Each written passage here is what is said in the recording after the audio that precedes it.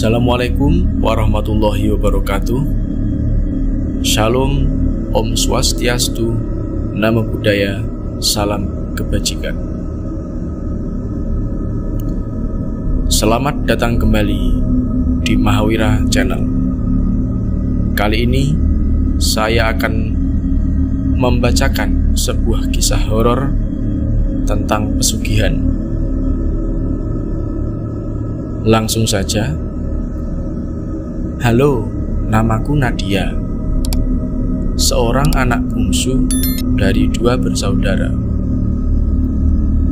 Aku memiliki kakak laki-laki yang jarak usianya lebih dari 4 tahun dari aku.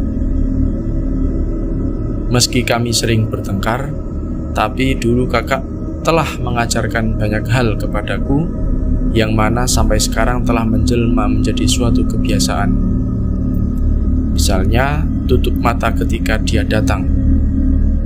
Dia yang kumaksud adalah makhluk bengis yang selalu menteror kami sejak kecil. Tubuhnya manusia, namun kepalanya berwujud kambing dengan tanduk yang meruncing. Matanya merah menyala dan telapak tangan besar lengkap dengan kuku-kuku hitam panjang yang mana nampak lebih tajam dari pisau.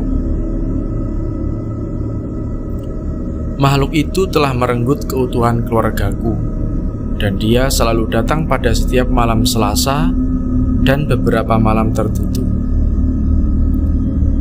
Kalau kalian bertanya, apakah makhluk itu sampai sekarang masih suka datang? Jawabannya, iya.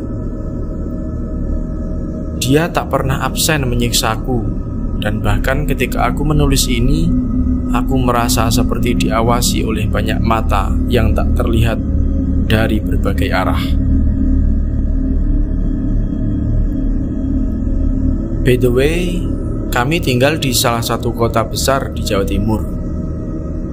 Dulu keluargaku bisa dibilang keluarga yang bahagia banget. Semuanya nyaris sempurna.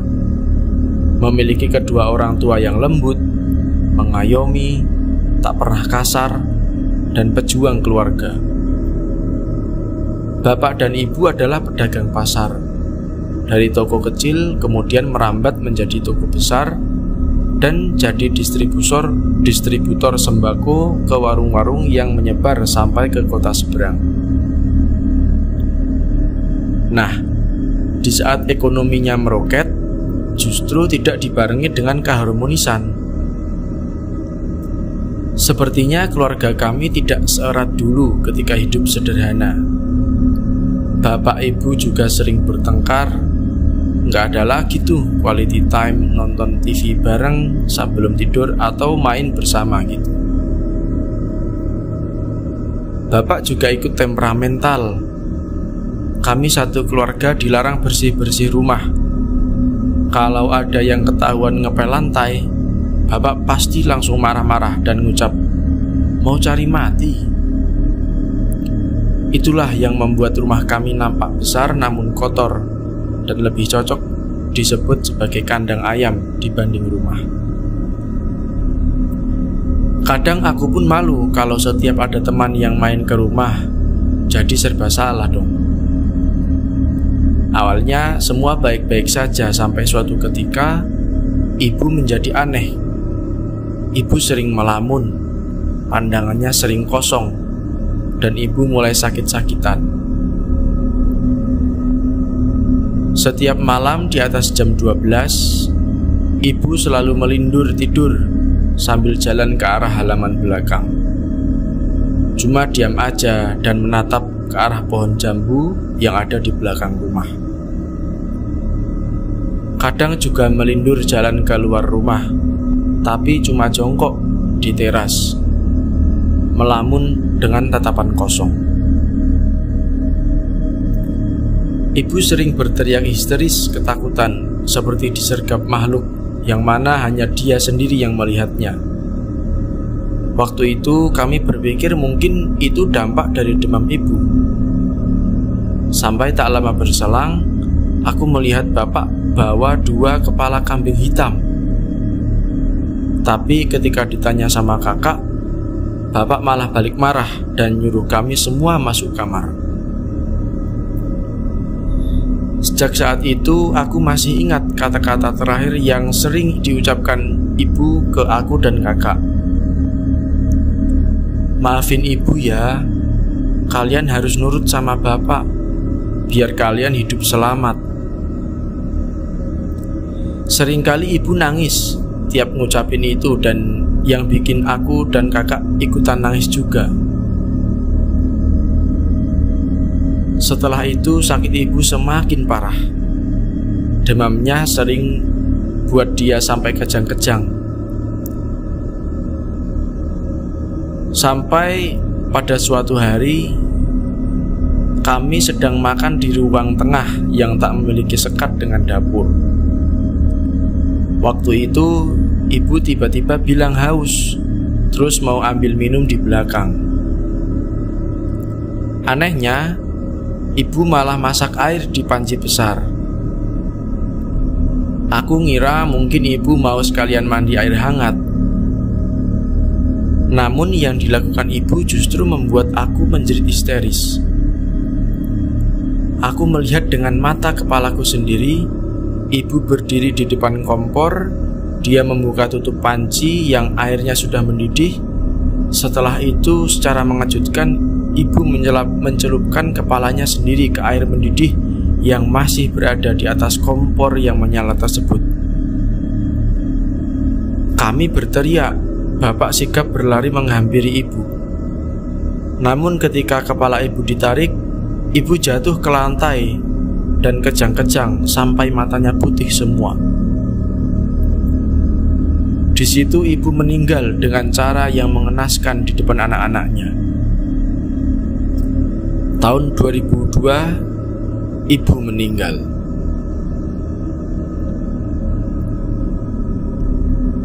Setelah kepergian ibu, rumah kami mulai semakin banyak teror yang menjadi-jadi, dan kami mulai dihantui oleh makhluk kepala kambing yang mana kehadirannya telah diundang. Kematian ibu dan bagaimana cara ia meninggal masih terus terngiang di kepalaku. Itu merupakan duka pertama, sekaligus menjadi awal mula dari petaka yang menimpa kami. Sampai sekarang tak diketahui pasti apa alasan dibalik meninggalnya ibu. Namun, orang-orang mengatakan bahwa ibu mengalami depresi tingkat akut dan gangguan kecemasan. Entah dari mana informasi tersebut bersumber, semua opini tentang ibu berkembang liar begitu saja yang dapat membuat aku dan kakakku ikut merasa tersinggung. Sejak saat itu, bapak jarang sekali tidur di rumah. Ia lebih sering menginap di toko. Alhasil, rumah yang besar ini hanya dihuni oleh aku dan kakakku saja.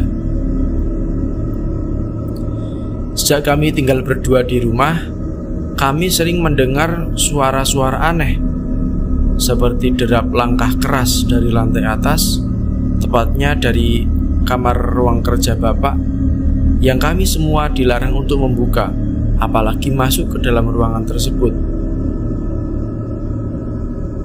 Suara benda-benda jatuh sendiri, suara orang menangis. Kakak juga pernah lihat sosok kuntilanak yang merayap di jendela kamarnya. Hampir setiap malam kami sering mendengar suara kambing dari arah halaman belakang. Padahal kami tinggal di perumahan yang bisa dibilang elit. Tak ada satupun tetangga yang memelihara kambing. Sampai-sampai aku juga pernah beberapa kali ditanya sama tetangga yang menduga kami memelihara kambing di rumah, karena ternyata tetangga-tetangga kami juga mengaku sering mendengar suara kambing setiap tengah malam sampai waktu menjelang subuh. Tahun demi tahun kami tak punya pilihan selain terus melanjutkan hidup, berupaya terbiasa dengan segala keanehan yang ada di rumah. Dan bapak yang selalu melakukan ritual tiap hari Senin dengan membawa kepala kambing hitam. Bisnis bapak memang semakin maju. Bapak juga dapat banyak proyek. Tak dipungkiri, aku pun ikut menikmati fasilitas yang bapak kasih. Dan itu memang lebih dari kata cukup. Bapak juga sering bersedekah ke masjid dan ke panti asuhan. Setidaknya itu hal positif yang bapak lakukan. Sampai pada tahun 2012, pertengkaran hebat terjadi antara kakak dan bapak. Waktu itu kakak mengamuk tak terkendali sampai bawa-bawa pisau mengancam mau membunuh bapak. Aku yang melihatnya tentu cuma bisa menangis, sembari berusaha kuat menahan kakak agar tidak kelepasan.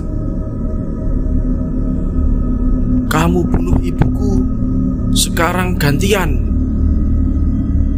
Aku terkejut dengan kata-kata kasar yang berulang kali diteriakkan oleh kakak kepada bapak. Kakak tersulut emosi seperti orang kesetanan, sedangkan bapak hanya berdiam tanpa melakukan perlawanan apapun, seolah mengakui semua perbuatannya. Bapak tiba-tiba menangis sambil berkata, "Iya, seharusnya bapak yang mati, bukan ibu." Lalu bapak menjelaskan kalau selama ini dia melakukan pesugihan atas persetujuan ibu. Mulanya perjanjian itu tidak meminta tumbal manusia, hanya ritual dan penyerahan kepala kambing hitam sebagai pengganti tumbalnya. Tapi nggak diduga oleh bapak, tiba-tiba dia mendapat mimpi kalau iblis itu meminta tumbal dari orang yang paling disayang oleh bapak. Dia meminta salah satu dari anaknya, yaitu antara aku dan kakak. Namun ibu menolak. Kemudian ibu menawarkan diri untuk menjadi pengganti kami, sampai ibu meninggal secara tragis.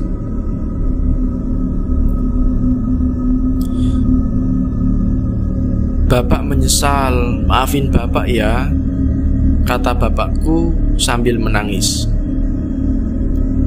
Aku nggak tahu mau gimana bersikap.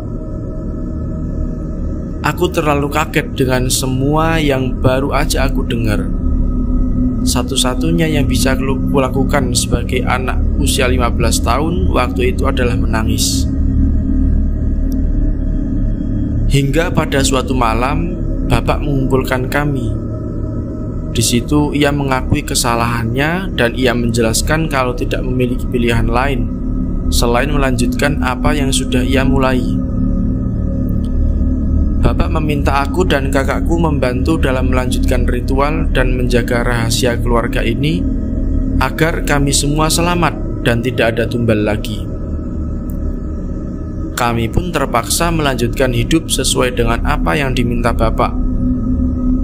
Gimanapun aku, kenyataan yang harus kami hadapi adalah ini semua telah terjadi dan gak bisa diubah. Jadi mulai hari itu, kami bukan hanya sekedar tahu, tapi juga ikut membantu bapak dalam menjalankan ritualnya setiap hari Senin. Di situ kami baru tahu kalau bapak sering mengubur kepala kambing bekas ritual di halaman belakang rumah. Harapan kami cuma satu, yaitu tidak ada lagi korban seperti yang dialami ibu. Namun kenyataannya berbeda. Meski kami telah berusaha memenuhi kemauan bapak dalam membantu ritual, tapi yang dikhawatirkan pun terjadi. Beberapa bulan setelah itu, masih di tahun yang sama, yaitu 2012, kakak meninggal secara mendadak dengan sekujur tubuh membiru dan mata mendelik ke atas seperti orang kecekik.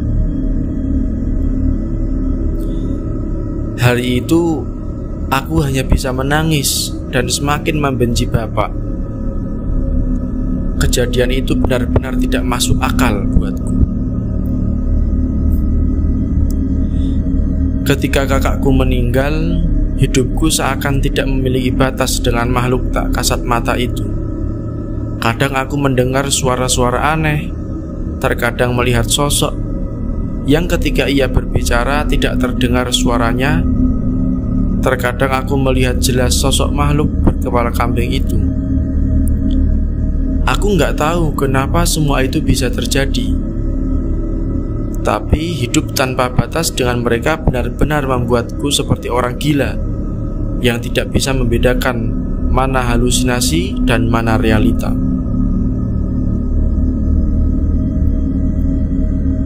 Pada suatu malam, mungkin sekitar beberapa minggu setelah kakakku meninggal, waktu itu aku ingat jam 1-an malam.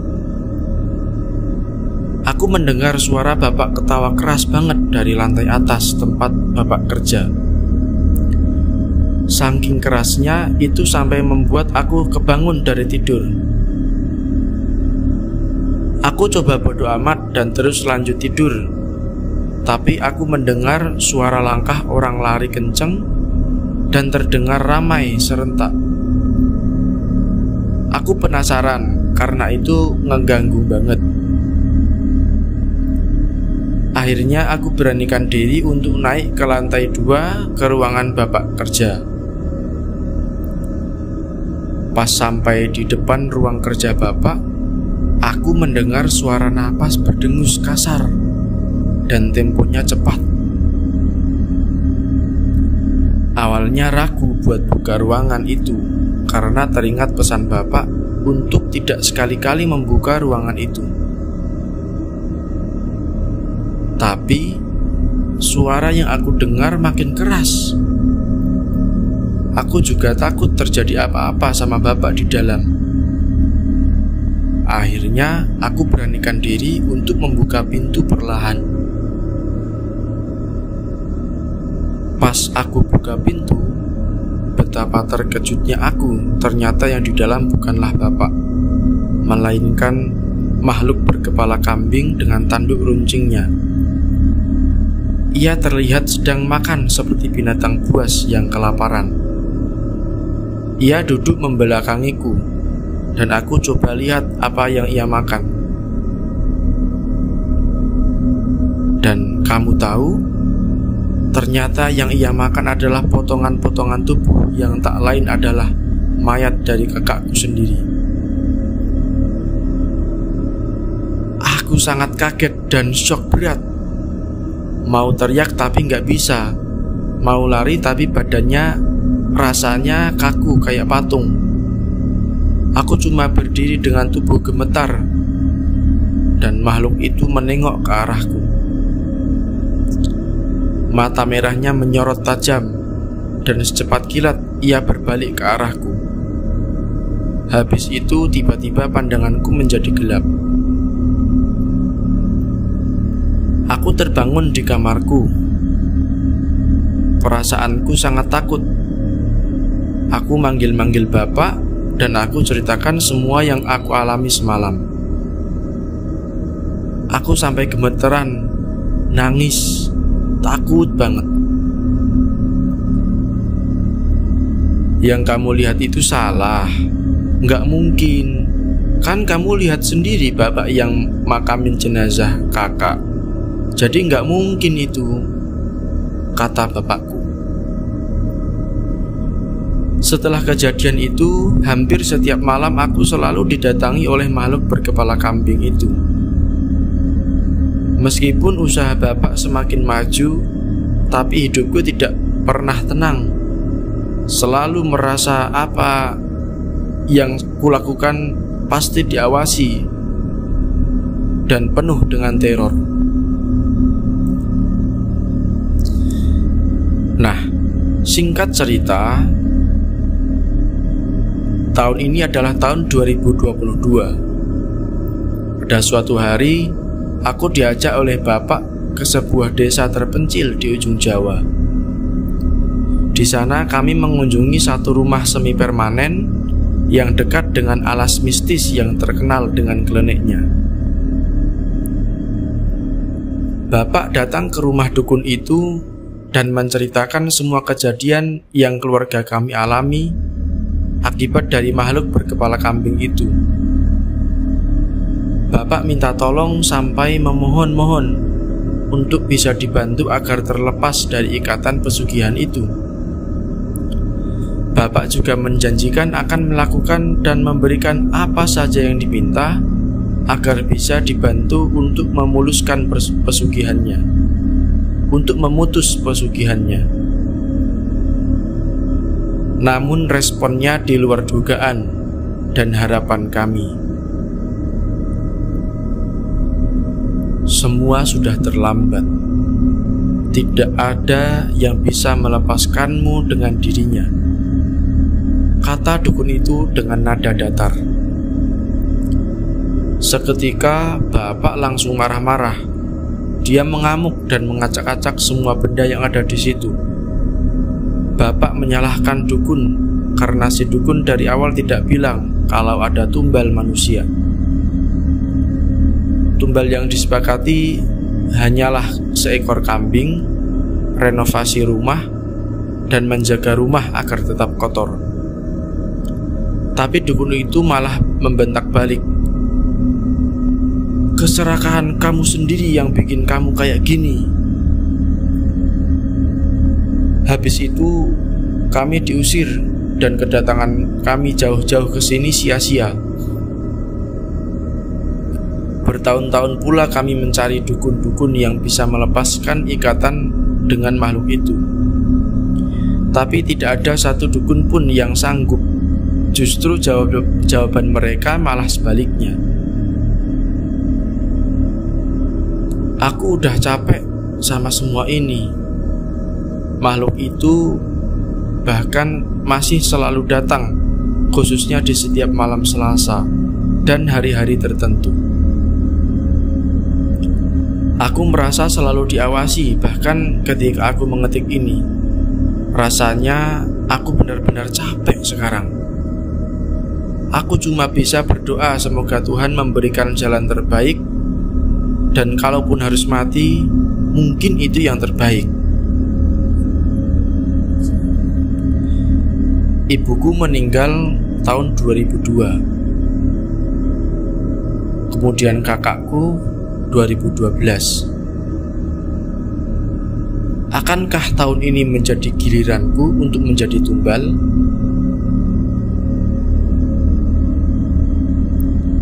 Ya. Sekian cerita dari saya, cerita tentang pesugihan seorang keluarga yang ikut pesugihan yang ternyata tidak sesuai dengan perjanjian awalnya, sehingga mengorbankan ibu dan juga satu dari anaknya. Baik, mungkin buat kalian yang ingin mengirimkan kisah horor, cerita horor, bisa dikirim ke alamat email saya, nanti akan saya bacakan. Cukup sekian. Assalamualaikum warahmatullahi wabarakatuh.